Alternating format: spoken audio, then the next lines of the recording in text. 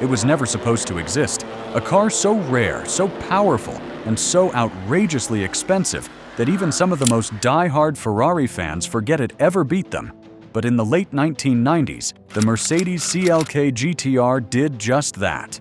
For a few short years, it dominated one of the most elite racing series in the world, humiliated legendary manufacturers, and then vanished with barely a trace. What makes it even crazier is that Mercedes didn't even really want to build it. They were forced to. And that's what makes this story so different. The CLK GTR wasn't built out of passion or nostalgia or a desire to make history. It was built out of corporate necessity, racing politics, and the pressure to win, and win fast. And somehow, it became a legend. To understand how Mercedes managed to beat Ferrari and nearly destroy an entire racing class in the process, let's rewind to the mid-90s, when secret loophole in motorsport regulations was about to create some of the most absurd road cars the world has ever seen. The rule was simple. In order to race in the FIA GT1 class, your car had to be production-based. That meant you had to make at least one road-legal version of the car. It didn't have to be mass-produced, crash-tested, or even sold to the public. It just had to technically exist. This rule gave birth to monsters. Porsche had the 911 GT1, which looked almost nothing like a street 911.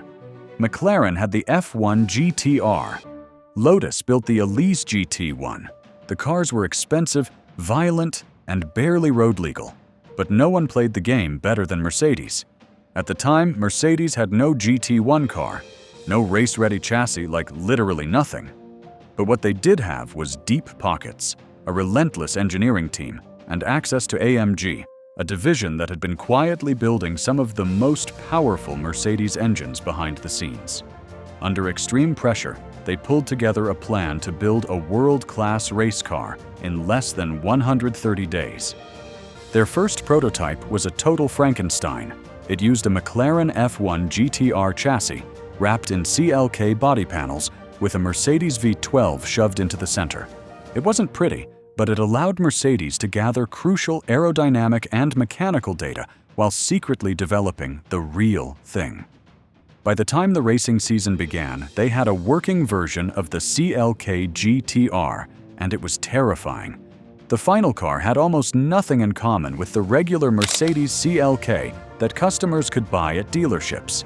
It featured a carbon fiber monocoque, mid-mounted 6.9-liter V12, 6-speed sequential transmission, and downforce that glued it to the track.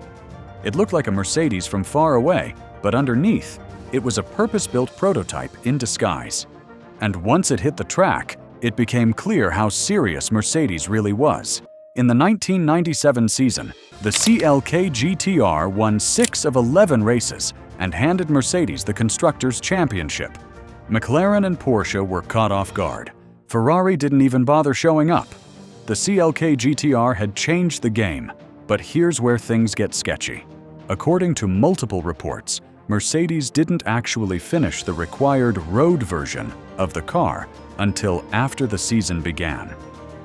When the FIA came knocking to inspect the car, Mercedes allegedly rushed to complete a single unit and parked it inside their lobby to prove it existed.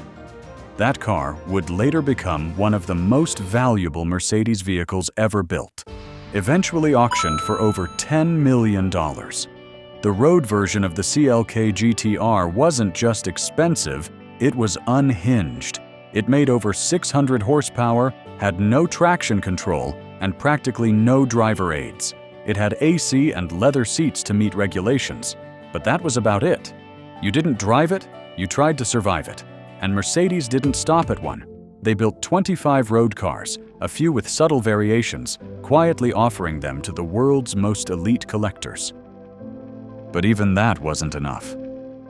Behind the scenes, Mercedes had been working on something even crazier.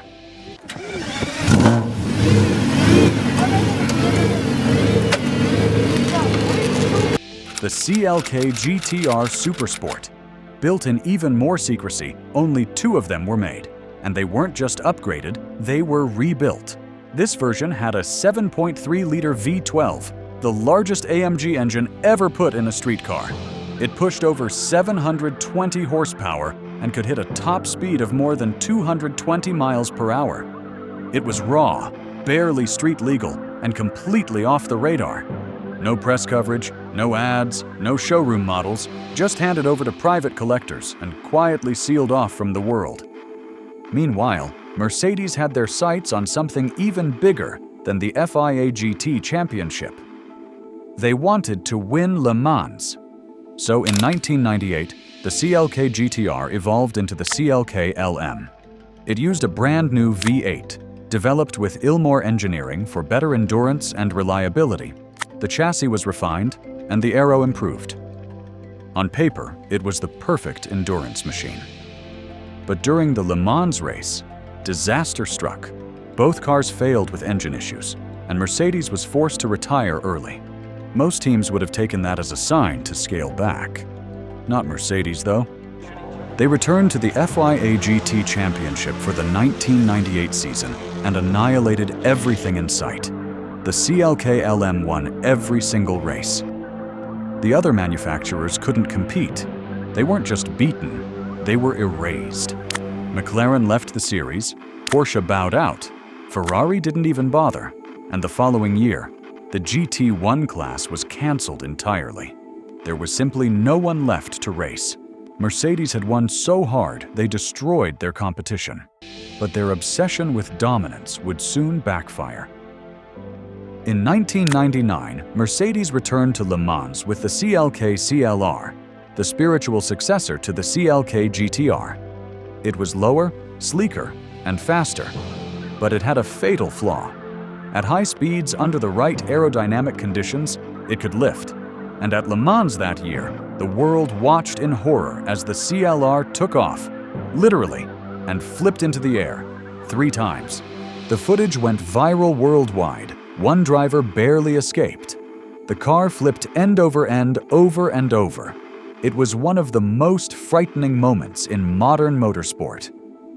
Mercedes withdrew from the race immediately and pulled out of top-level endurance racing altogether. And with that, the CLK GTR's story ended, not with a celebration, but with silence.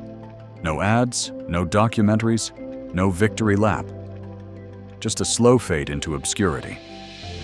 But what it accomplished? Still unmatched. The CLK GTR didn't just beat Ferrari, it erased them from the conversation. During its reign, Ferrari didn't have a real response. The GTR outperformed the McLaren F1 GTR, pushed Porsche out of GT1, and forced the FIA to rethink the very concept of homologation. And yet most people have never heard of it. That's what makes it so legendary. It wasn't built for mass appeal. It wasn't sold in dealerships. It wasn't featured in movies or hyped in commercials. It was quietly created to dominate, and that's exactly what it did. Today, only a handful of CLK GTRs exist. The original road cars, the Supersports, a few prototypes. Most are in private collections. Seeing one in person is nearly impossible. Hearing one? Even rarer. But for those who know, the CLK GTR isn't just a rare car. It's a symbol of what happens when a company decides to start playing to win. It didn't win because of looks. It didn't win because of heritage.